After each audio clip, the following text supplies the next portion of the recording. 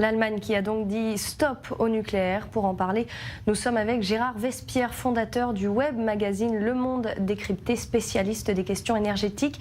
Gérard, bonsoir. Est-ce que c'est une bonne décision de la part de Berlin ? Écoutez, c'est une décision qui a été prise après 2 incidents nucléaires, n'est-ce pas? Tout le monde se souvient de Tchernobyl et puis de Fukushima. Maintenant, c'est une décision politique. Mais dans la politique énergétique, il y a une règle d'or qui est la diversification.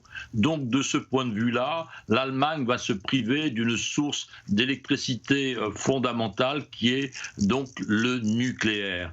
Il lui reste que les sources d'approvisionnement d'électricité donc environnementale de type solaire et puis bien sûr du vent, donc éolien, mais cela risque d'être quand même très difficile et on voit que au paradoxe, en fermant le nucléaire, l'Allemagne était obligée de rouvrir des centrales à charbon qui est le combustible le plus créateur de CO2. Justement, du coup, est-ce que c'est pas un peu hypocrite de la part de Berlin ?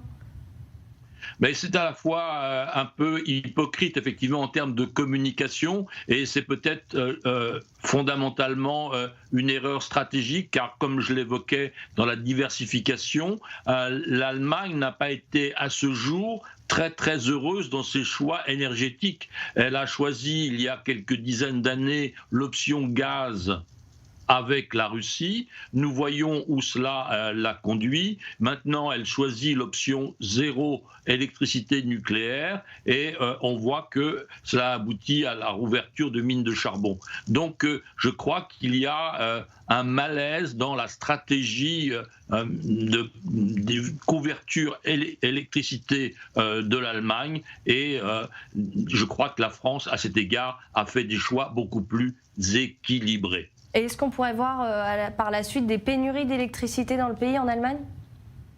Je ne crois pas. En tout cas, maintenant, il y a des accords européens, n'est-ce pas, d'automaticité d'échange. Ceux qui produisent un peu plus, eh bien, ont la capacité de fournir à ceux qui consomment un peu plus et produisent un peu moins. Donc, il y a des échanges inter-européens qui sont à la disposition des États.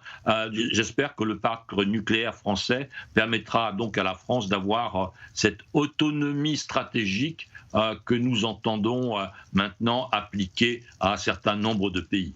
Justement, est-ce que ça pourrait donner des idées justement à la France, la France reste au niveau européen le pays le plus nucléarisé par habitant ? Je ne crois pas, parce que là, nous sommes dans une situation où il y a 50% de la production et consommation d'électricité française donc, qui sont issues du nucléaire. Voyez-vous, les positions sont diamétralement opposées. Il restait à l'Allemagne que 3 réacteurs à fermer. La France en dispose de plus d'une cinquantaine. Donc on est dans des situations d'échelle complètement différentes, je pourrais dire pratiquement à l'opposé, alors l'Allemagne était vers le zéro et pour la France, l'électricité électronucléaire est vraiment la colonne vertébrale de notre production. Merci Gérard Vespierre pour vos précisions. Je rappelle que vous êtes fondateur du web magazine Le Monde Décrypté, spécialiste également des questions énergétiques.